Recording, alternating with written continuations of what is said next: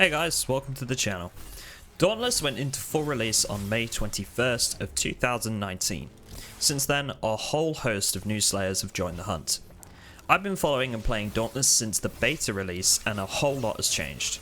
So I feel like a beginner's guide that's up to date and concise might help a few of you get started in the Maelstrom. Enjoy and let me know your thoughts in the comments below. The first choice you'll face in Dauntless is which weapon you wish to choose. It seems like an interesting question when you haven't really had the full chance to use them yet, but don't worry, you won't be locked into your choice and you can always pick other weapons and armor sets later to complement that choice. Generally speaking, axes and hammers are slower attacking, repeaters and chain blades are the faster of these options, and the sword is somewhere in the middle, as is the warpike. Each has their own unique movesets and specializations. We could get into a whole other discussion on this, but for now, just know that they're different. The simplest weapon to start with, I've found, is the sword. Ultimately, every slayer has their own preference for weapons. Some people find that they like the faster attacking weapons more, and others find that they really love that satisfying heavy damage that they get from the slower melee weapons. So just give them all a try.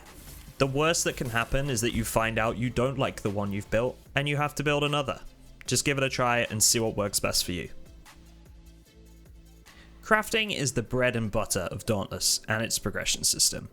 Each behemoth has its own weapons and armor. Each of these will be resistant to one type of damage and weaker to one type of damage.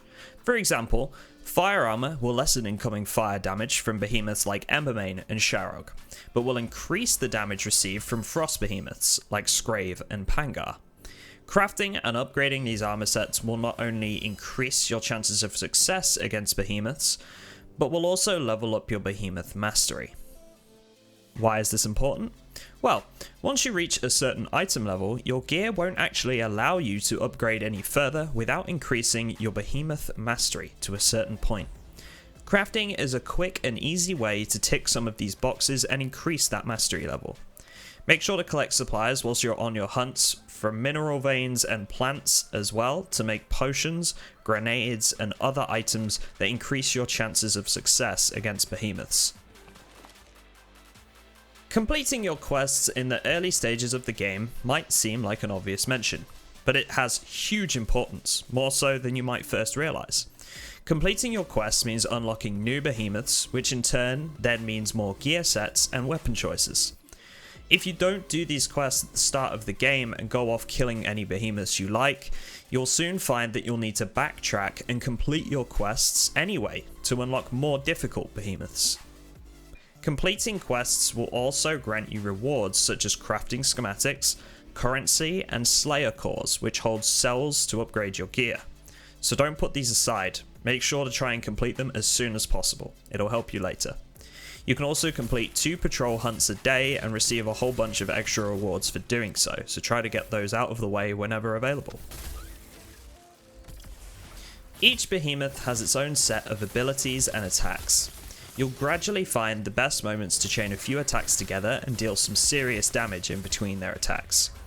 It's worth really paying attention to these moves early and trying to plan your attacks accordingly. Experiment with how many hits you can get in each time before you need to dodge. If you go down in the first few fights, don't worry, it's all part of that learning process. Later on, these behemoths will become significantly harder, with dire and heroic adaptations to each behemoth. These are naturally more difficult, but they'll also add to their current movesets with new attacks, which is why it's important to learn the original ones as early as possible. This also goes for interrupts. Each behemoth will have a particular moment in their fight where you can land a heavy attack to interrupt and knock down the behemoth for an extended period. This gives your team the chance to deal heaps of damage whilst the creature is disabled. This is a bit more advanced and something you might not want to do in the early stages, but at the very least, make a note of when you can interrupt them. You'll be able to tell by the red icon above the behemoth's head when it makes its move. That's your chance to interrupt them. Finally, Dauntless is best played with friends, period. The game is built on teamwork. Each and every fight has its strengths and weaknesses, but you'll do consistently better if you work together as a team and each have specialities. For example, 4 Slayers running repeaters will be able to dish out serious damage, but won't have a good chance of interrupting or dealing stagger damage to a behemoth. Pick a weapon different to your friends, create several builds together, and see what works for you and your team. There's even a medic or support build out there for those that want to run a support class. You'll find yourself going on hunts not only for yourself but for your friends too, adding significant longevity to the game and generally making for a more enjoyable experience. Learn how to beat behemoths together and really take in the experience. You'll also be able to find guilds or make one of your own with your friends, so that's something to bear in mind too. In the beta, making guilds used to cost platinum, the in-game currency purchased with real cash, but more recently these were made free of charge for all Slayers, so grab your team and go hunt some behemoths. Thanks for watching guys, I hope you found this useful. If you did, please consider liking the video and subscribing to the channel. I'd love to make some more Dauntless videos if this is received well by the community. I also stream on Twitch at 2:30 PM until 8:30 PM UK time, Monday to Thursday, and 8 PM till midnight on weekends, so I hope to see you in chat soon.